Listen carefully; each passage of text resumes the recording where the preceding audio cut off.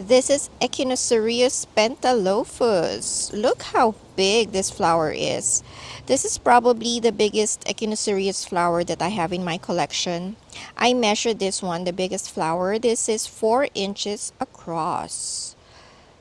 I have 4 in bloom right now. This has been blooming for 2 weeks now. This is the second flush actually.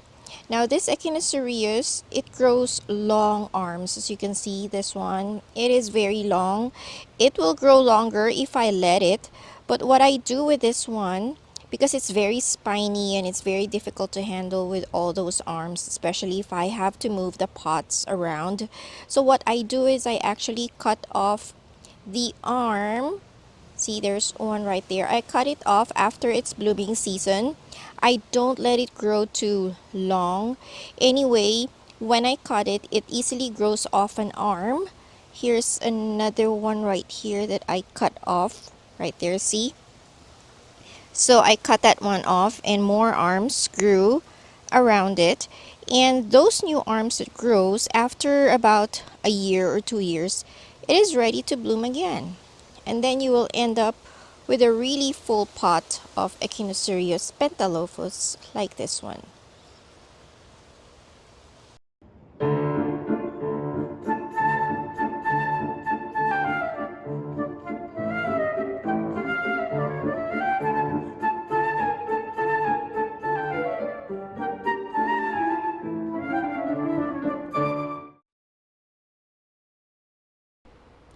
Hello everyone, my name is Anna and welcome to Cactus Caffeine. In this channel, we talk all about cactus and other desert plants over a cup of coffee. It is spring and yes, I have taken out my plants. I have taken them out of my greenhouse and they're all now here in my backyard. I took them out early. I think they were out here as early as last week of February because we've been having a warmer than usual winter. Or we had a warmer than usual winter and we are having a warmer than usual spring. Even though it is spring, our temperatures are already in the 90s and it feels like it is summer.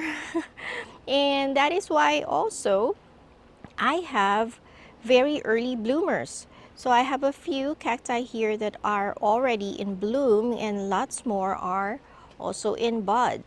This one is Echinocereus pentalophus. I love this one. It has very big flowers and the flowers usually stay open for at least 3 days. The colder the days are, the longer those flowers would last. And this is another Echinocereus, Reichenbachii or Reichenbachii albispinus. Beautiful. And then Rebutia. This yellow one right here is Rebutia craneziana. And this one is I forgot the name of this one, but I'll put up the name on the screen. A Parodia horstii. This one has been blooming for several days now. In this one is a Mammillaria lenta and it is the first time that I see it bloom. I missed the first flush of this bloom. So this is already the second flush. And look how big the flowers are. For a Mammillaria, this has relatively big flowers. Love it. Mammillarias usually have small flowers like this one. This is Mammillaria purbelia. So they form a crown of flowers on top.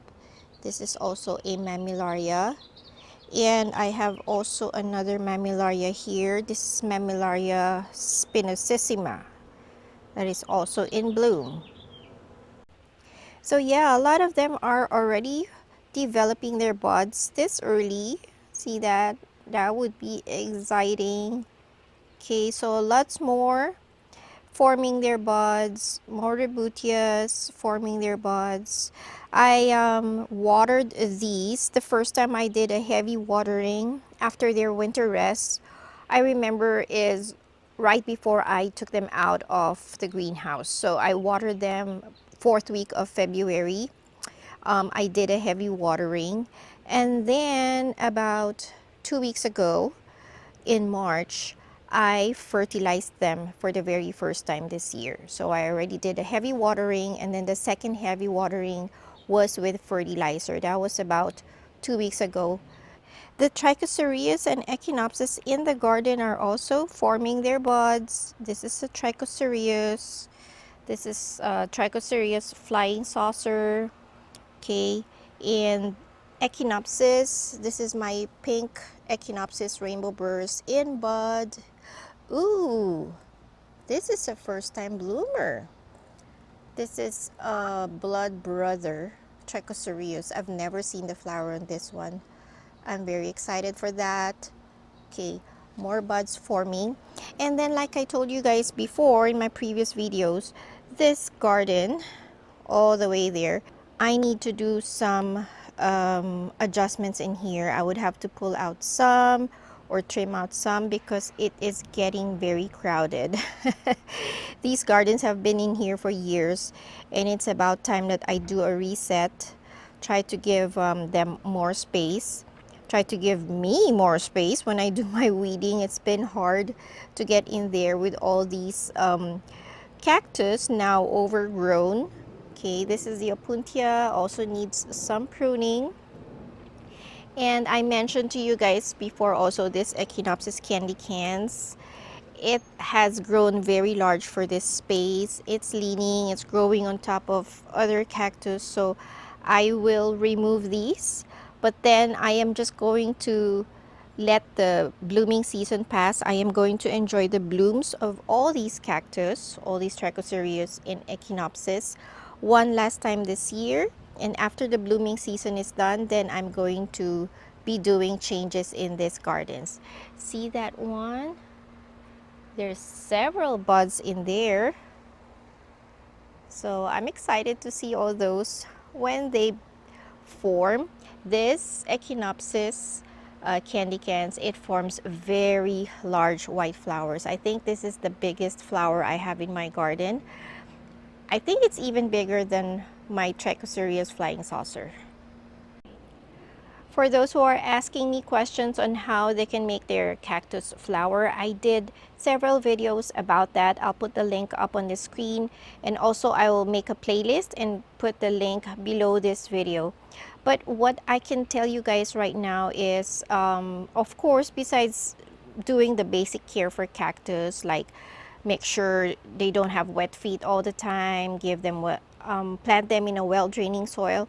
Aside from those, what I do is during springtime, I expose my cacti to the most amount of sun that they can take without them burning. So in springtime, the sun is not as harsh, and usually the weather is not as hot, so they can take a lot of sun during springtime. See, like this cactus right here, it has buds growing all around it. So these cacti right here, most of them have more flowers or buds compared to the cacti that I have over there. And that is because in this area, this gets more sunlight than the plants over there. This has a pergola on top of it, but I have no shade cloth covering it right now. So the plants right here on this table, and also right behind me, I have another rack in here. They receive the most amount of sunlight from early in the morning, from sunrise until about 12 or 1 p.m. the latest. So they're exposed to sunlight from sunrise until noontime, early noontime. So they are getting a lot of sunlight, and that is why I have most of my flowering cacti on this area. And also most of the cacti that are in this area are already in bud. Now, if I show you guys over here, although there are some flowers here and there, not a lot though, not as much as the cacti that I have on the table. So I have one here that has a flower, some here that are in bud, but not as many buds as I have on the cacti that are on the table. And the reason for that is because in this area, I still have the shade cloth up. So this was from last summer, last year. I had to put the shade cloth up because it was getting very hot. but I did not have time to remove it.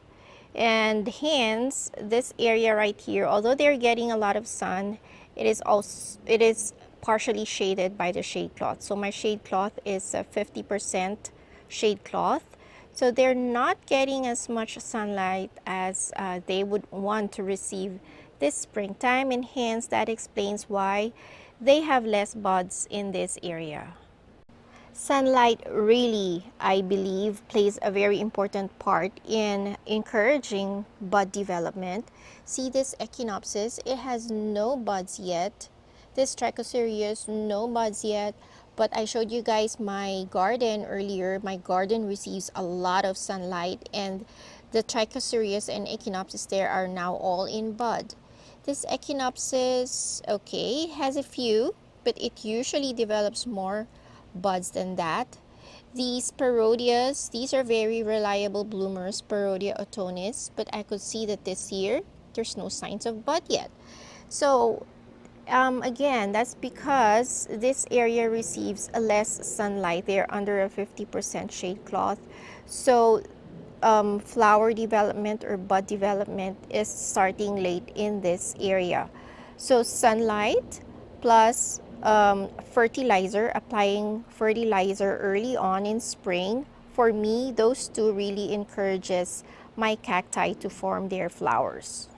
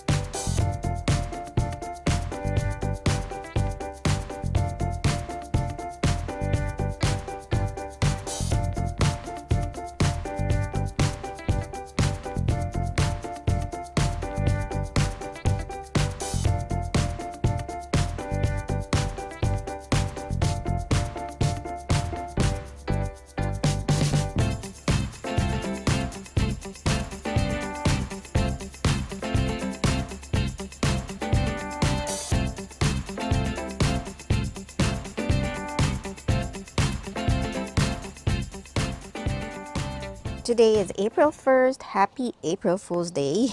So this is the very first Trichocereus flowers for me in my collection this season. And no, this is not a joke. These are real flowers. These are real Trichocereus flowers. So this has no ID. When I bought it, it just said torch cactus.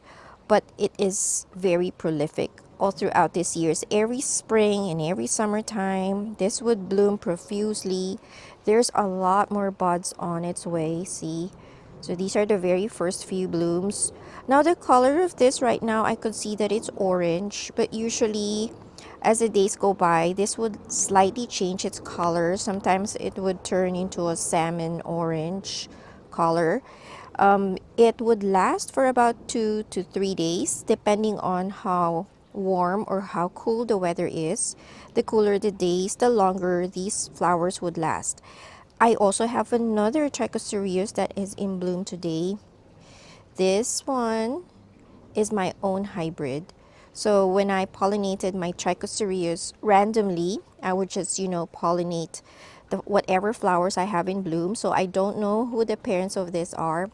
But this is one that I sowed, I think, about 4 years ago. 4 or 5 years ago. This is the second year that this bloomed. So this is a like yellow orange color, and the tips of the petals are pink. Very beautiful. It's a subtle beauty. So these two are my very first Trichocereus flowers for this spring season of 2026. So I'm going to wrap up my video now. Thank you guys for joining me today. Hopefully I will have more flowering videos for you this year. But thank you guys for joining me today. Don't forget to follow me in Facebook and in Instagram. And until next time, bye everyone. Happy spring and cheers!